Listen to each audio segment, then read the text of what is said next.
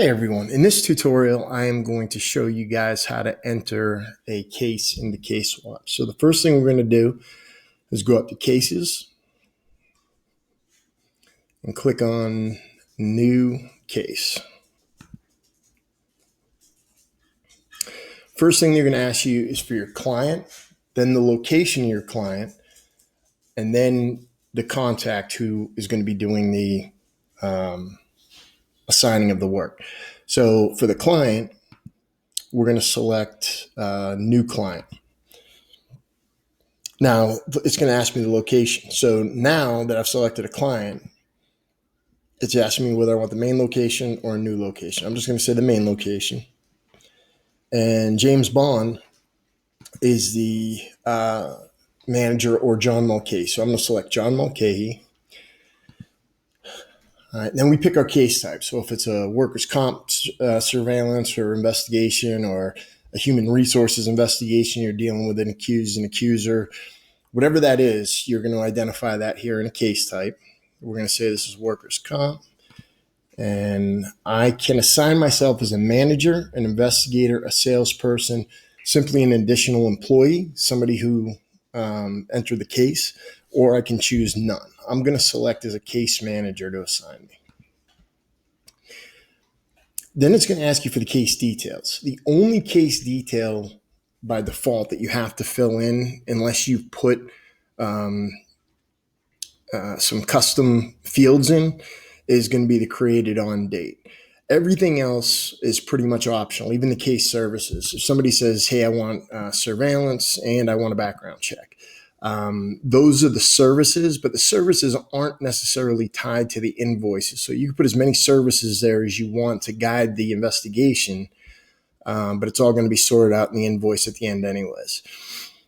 So you fill all this in, okay, and come down to the bottom, and this is going to be there. We required this, so we'll say there, and I'm going to click continue.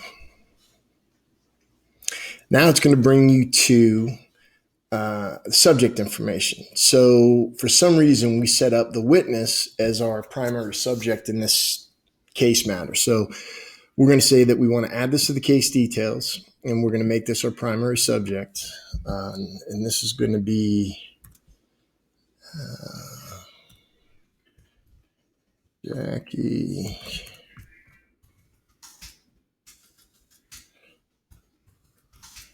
Reynolds, and then continue.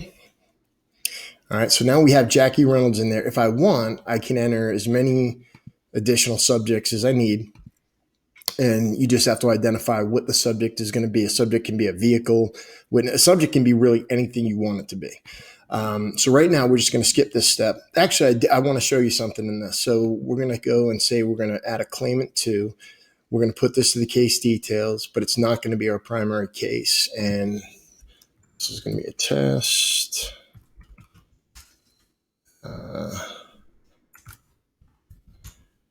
S mapping.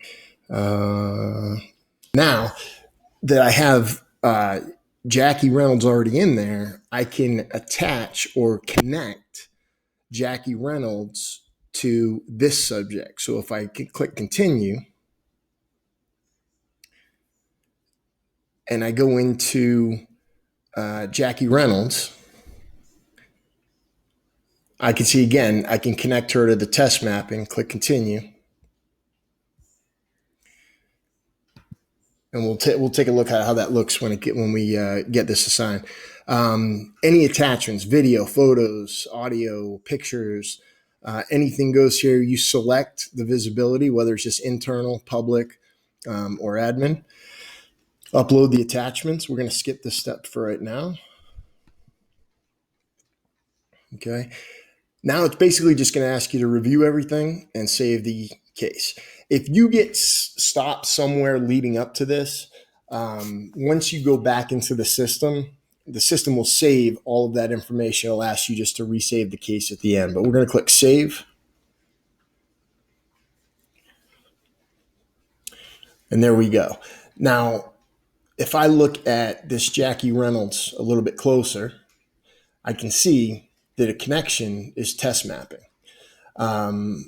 and we made that connection in the system. So you can connect subjects to each other to give you a better idea of how how they look kind of like in a matrix. Let me see here. Let's go back.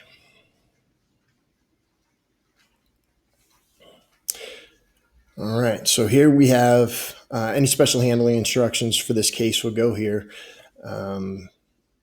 We didn't put any budget in, so we don't see any budget there. Everything looks good. So that's how you enter a case into the system.